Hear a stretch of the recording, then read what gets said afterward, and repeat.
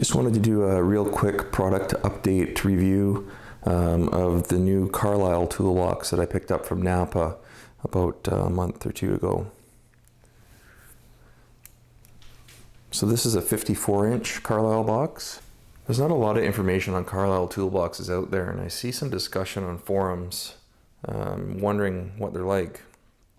So I kind of took a leap of faith on this one. Ordered this through my local NAPA dealer. It was a bit painful to get it, supply chains issues, I think COVID related for the most part.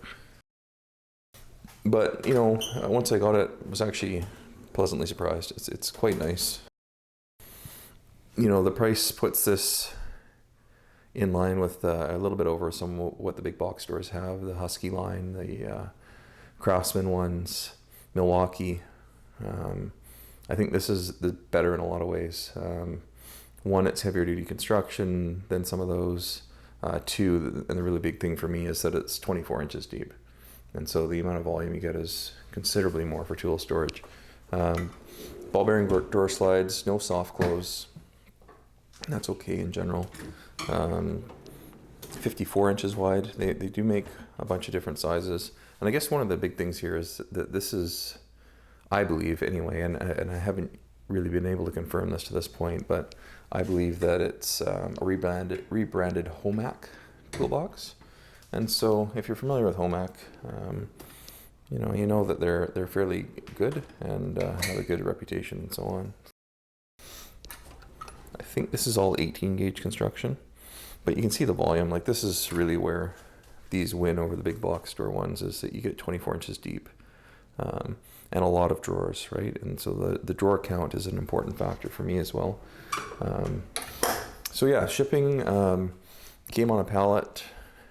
Each top and bottom came on a pallet, pretty heavy, 250 pounds on the top, I think 300 pounds on the bottom. Double wooden pallet, really well packed, good cardboard corners. Showed up at my door and basically not so much as a scratch on it. Do believe it's made in China, but yeah, overall pretty happy. So I think, you know, one of the challenges is if the big box store ones aren't big enough for you, that's where I was sort of running into trouble, is that the ones available from the big box stores were not quite big enough. And the Snap-on Mac ones are a bit out of your price range, so you know, I'm not a pro here, I'm a hobbyist. I wasn't willing to spend $6,000 or $7,000 on a bottom box only from Snap-on. You know, I basically put these two together for about 2,500 bucks Canadian, maybe 2,700 bucks on sale.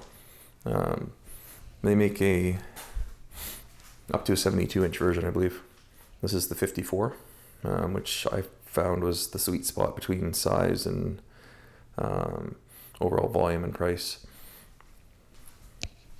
Comes with door liners as well.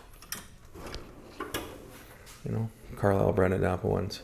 Anyway, overall, I would definitely give this a thumbs up. I think there is some value for money there.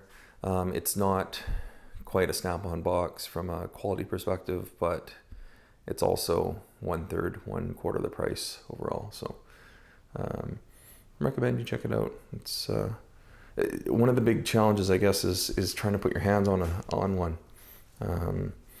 You know, I did try and failed to find one, so I did take a bit of a leap there, but overall I would say that this is, you know, a really good step between your big box store brands and your higher end Snap-on Matco brands. Okay, that's it for now.